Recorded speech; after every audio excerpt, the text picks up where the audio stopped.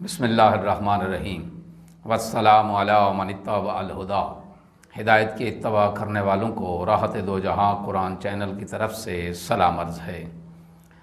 تمام تعریفیں اس پروردگار کے لیے ہیں جو سب کچھ خوب سننے والا اور خوب جاننے والا ہے۔ لاکھوں درود و سلام ہوں محمد و آل محمد پر۔ صاحبان ایمان، سامعین کرام، ہمارے آج کے سبق کا موضوع ہے سورہ بقرہ کی آیت نمبر 224 اور 225۔ تو آئیے پروردگار کے پاک نام سے اپنے سبق کا آغاز کرتے ہیں۔ بسم اللہ الرحمن الرحیم۔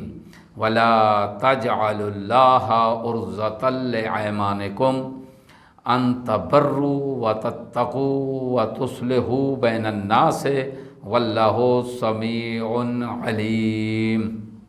آیت نمبر 225۔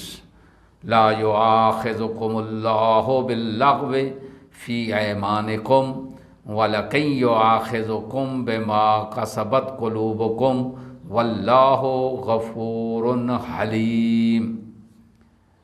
آیات کا ترجمہ۔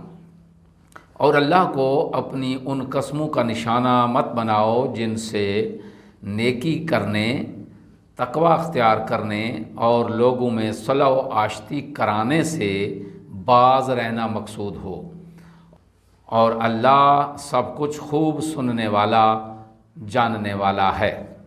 آیت نمبر 225۔ اللہ ان قسموں پر تمہاری گرفت نہیں کرتا جو تم بے توجہی میں کھاتے ہو، ہاں جو قسمیں تم سچے دل سے کھاتے ہو ان کا مواخذہ ہوگا، اور اللہ خوب درگزر کرنے والا بردبار ہے۔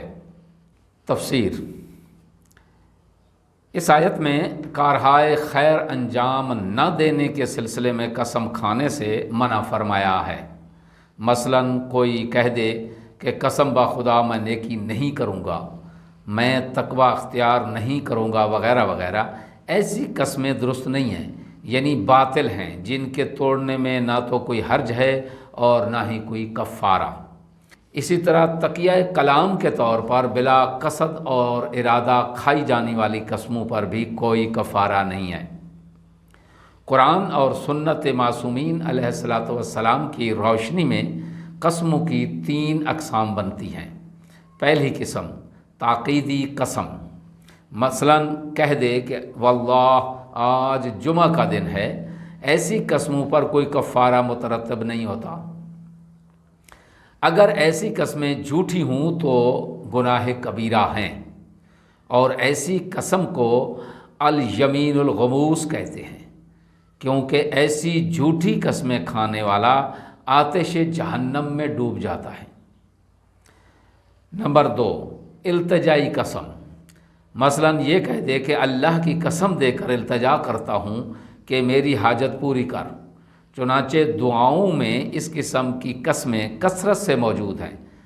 اگر سوال پورا نہ ہو تو ایسی قسموں پر کوئی کفارہ نہیں ہے۔ نمبر 3 التزامی قسم، یہ کہے کہ واللہ میں یہ کام ضرور کروں گا۔ فقہی کتب میں ایسی قسموں کے تفصیلی احکام موجود ہیں، اور ان کے توڑنے پر کفارہ بھی مترتب ہوتا ہے اور گناہ بھی۔ اہم نکات۔ پہلا نقطہ یہ ہے کہ اچھے کاموں کے ترک کرنے اور برے کاموں کی انجام دہی کے لیے کھائی گئی قسم کی کوئی شرعی حیثیت نہیں ہے۔